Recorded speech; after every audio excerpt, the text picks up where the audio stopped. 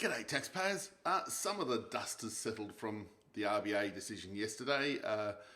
The RBA Governor had a chance to appear at her usual press conference where she did give some more enlightening comments about what the board was thinking about when they cut interest rates by 25 basis points. Now, in no particular order, and it's easy to see why the markets reacted the way they did to her comments, that a 50 basis point rate cut was on the table. They did consider it, but obviously the board decided that a 25 point move was more prudent at this stage of the economic cycle. So that said, when you look at what the governor was also speaking about, was that there is genuine concern from the bank about the economic outlook.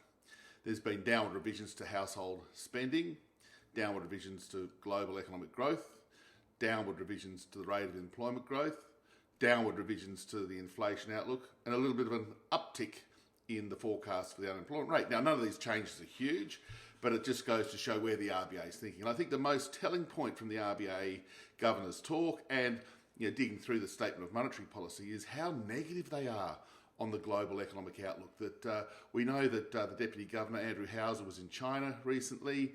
No doubt he would have got a fairly sober view of just where the Chinese economy is at, and this is before the Trump tariffs have fully impacted on Chinese economic activity, and that's going to be a real drag. And maybe that feedback from China was something that fed into the RBA's pretty gloomy outlook for the economy over the next year or two. So for the here and now, and as the dust settles, clearly the RBA's got more rate cuts to do. They're worried about the global outlook, and even though there's been this eye of the cyclone period for Trump tariffs and retaliatory action from around the world to the US, there's still a huge downside risk coming to the global economy, that the Trump tariffs are not going away. While there might be the odd bilateral change and compromise, and even a less draconian level of tariffs imposed, the tariffs are still going to be higher at the end of all this kerfuffle than they were at the beginning of the year.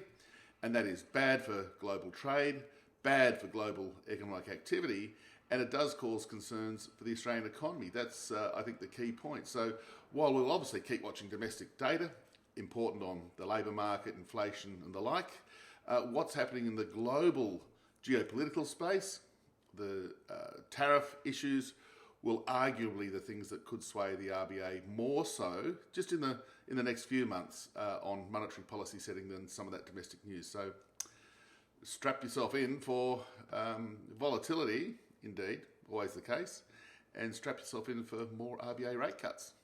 Cheers.